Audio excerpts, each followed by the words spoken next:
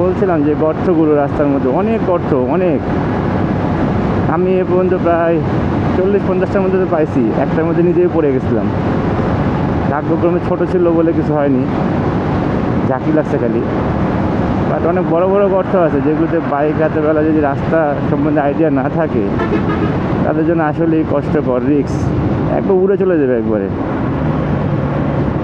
আমি নিজেও চেষ্টা করছি যতটুকু দেখে দেখে যাওয়া সম্ভব, আসলে সবসময় হচ্ছে না,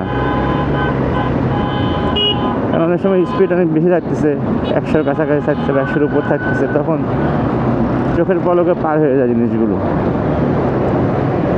27 কিলোমিটার এখান থেকে, আর চট্টগ্রাম 170 কিলোমিটার। চলে আসছি আর ইনশাল্লাহ কাছাকাছি চলে আসছি।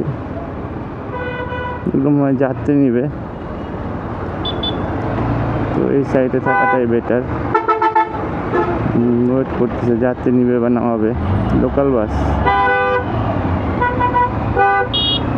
এক ওস্তাদ পান খাচ্ছে।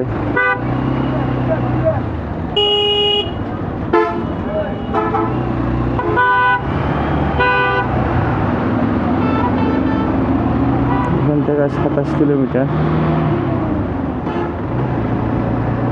রাস্তা ভালো থাকলে 27 মিনিট, জ্যাম যদি না থাকে, না হলে আধা ঘন্টা 35 মিনিট লাগবে। একটু গাড়ির চাপ আছে, একটু না, ভালোই আছে চাপ।